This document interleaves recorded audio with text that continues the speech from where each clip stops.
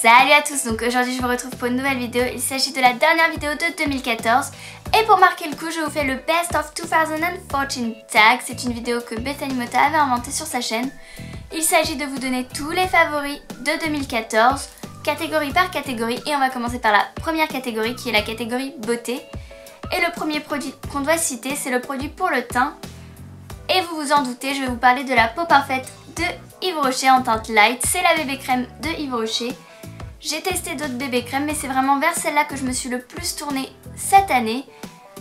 Peut-être que l'année prochaine, je découvrirai un produit qui va détrôner celui-ci, mais en attendant, je fonctionne encore avec celui-ci. On doit parler correcteur. Et cette année, le correcteur que j'ai utilisé, c'est le Dreamy Lumi Touch. C'est pas le meilleur correcteur du monde, mais il fait bien son taf, il illumine. En attendant, j'ai eu des correcteurs qui étaient beaucoup pires que ça. Et comme vous pouvez le voir, j'ai bientôt fini, donc c'est celui que j'ai utilisé en 2014. Ça se voit, je pense. Ensuite, on doit vous parler de la poudre qu'on a le plus utilisée en 2014.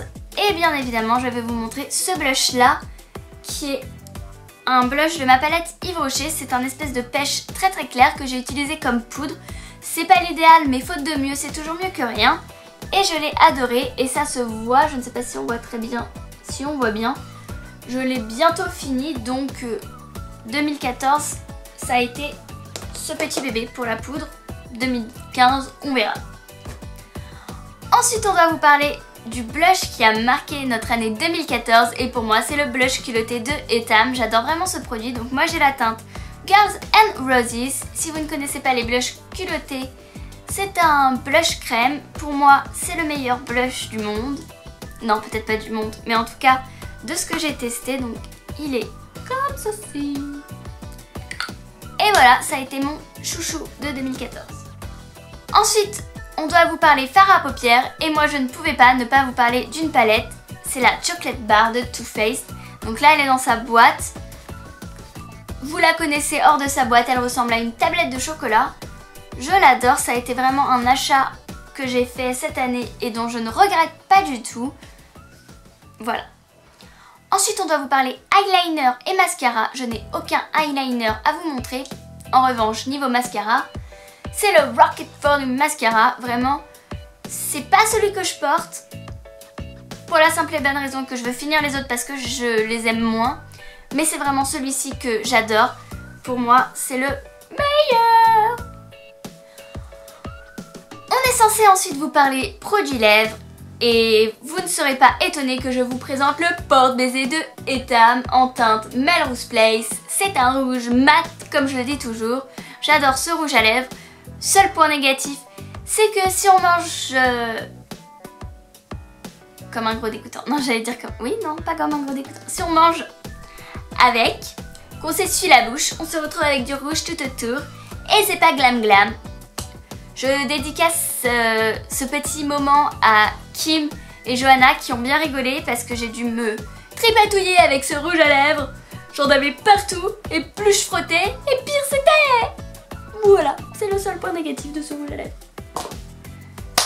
Ensuite, on est censé vous parler d'un produit soin, mais j'ai aucun produit soin qui m'a marqué cette année. Donc j'allais pas vous présenter un produit pour vous présenter un produit. J'ai utilisé les mêmes que j'utilise depuis des années et ceux que j'ai découverts, bon bah ils m'ont pas plus marqué que ça, ou alors je ne les ai plus pour vous les montrer, donc je m'en souviens plus. Bon, si je m'en souviens plus, c'est que ça m'a pas marqué cette année, donc je n'ai rien à vous présenter. Idem pour les vernis à ongles parce que je ne porte pas tant que ça de vernis à ongles et il n'y en a pas un qui m'a marqué plus que les autres.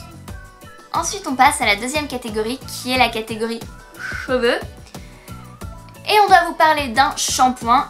Et pour moi le shampoing qui m'a le plus marqué c'est le Everpure. Je ne l'ai pas avec moi, je l'ai laissé dans ma douche parce que sinon j'allais foutre de l'eau partout. Donc c'est le shampoing sans sulfate de L'Oréal. Pour moi c'est le meilleur shampoing sans sulfate. J'en ai testé que 2 donc je suis pas très objectif. Ensuite on doit vous parler après shampoing et vous ne serez pas étonné que je vous cite le 3 minutes miracle de aussi. Pour moi vraiment ça a fait des miracles sur mes cheveux, c'est le cas de le dire. Ironie du nom. Ça n'a aucun intérêt. Ensuite on doit vous parler Hairspray, donc spray pour les cheveux, mais j'en utilise pas, donc j'utilise pas de lac, j'utilise du shampoing à sec mais pas pas souvent, donc ça m'a pas marqué. J'ai vraiment rien à vous proposer. Et en dernier, on va vous parler d'un sérum brillance. C'est un produit que j'ai découvert assez récemment, c'est le Cheer Blonde de John Frieda. C'est une crème suprême pour cheveux. Donc c'est une crème pour les cheveux blonds. Je n'ai pas les cheveux blonds, je vous l'accorde. Mais en réalité, c'est aussi pour les cheveux colorés. Donc moi j'ai un espèce de blond. C'est pas vraiment un blond, mais c'est un espèce de truc qui tire entre le roux et le blond. C'est une couleur indéfinissable sur les pointes. Donc je me sers de ça pour nourrir mes pointes et aussi en espérant éclaircir un peu mes pointes encore. Et je trouve que quand j'applique ça, mes cheveux sont tout doux. J'ai jamais eu des cheveux aussi doux. Alors, je l'ai utilisé que 2 fois, non 3 fois. Donc mon avis est pas totalement objectif, mais au moins ça fait un truc à vous montrer. Et vraiment, je l'ai bien aimé. On verra ce que ça fait en 2015. Si ça se trouve, c'est bourré de produits toxiques. Oula! Troisième catégorie, on doit vous parler de nos favoris mode. Et d'abord d'un vêtement. Et pour moi, ce qui m'a marqué le plus cette année, c'est les vestes. J'ai redécouvert les vestes et les pulls aussi. Donc je dirais vestes et pulls.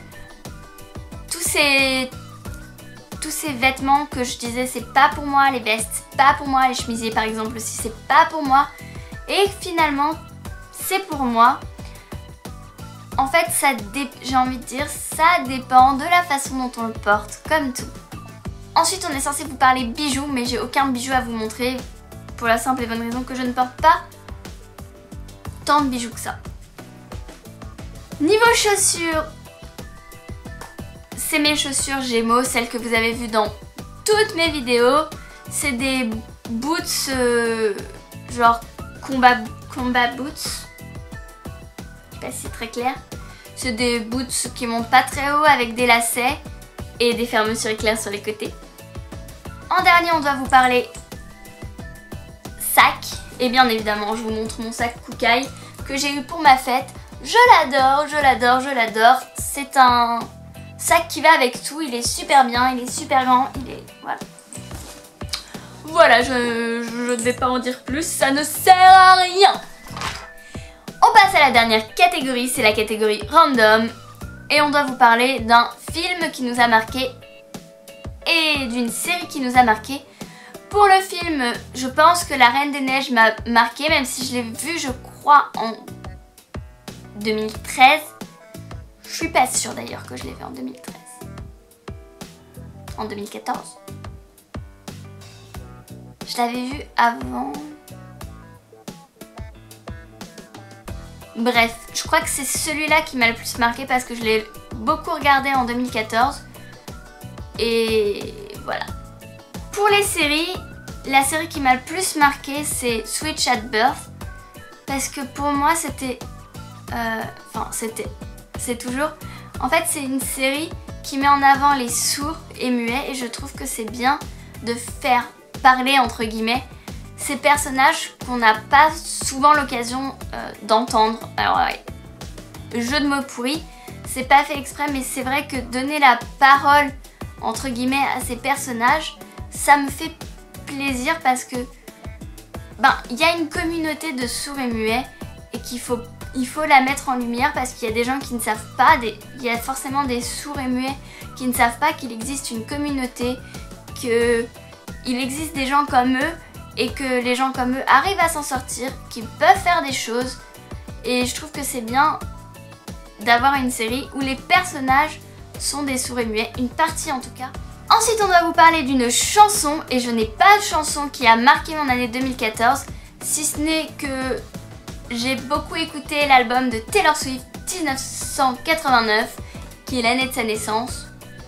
Donc je vais pas vous citer tout l'album, sinon on y est encore demain parce que je peux chanter toute la nuit. On doit ensuite vous parler d'un livre et je vais vous parler de Divergent. Bien évidemment, c'est ce qui m'a marqué cet été. Il y a toujours une série de bouquins que je lis l'été et cette année ça a été Divergent.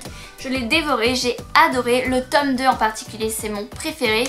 Et là j'ai vu la bande-annonce pour le deuxième film et honnêtement, honnêtement, j'ai pas compris.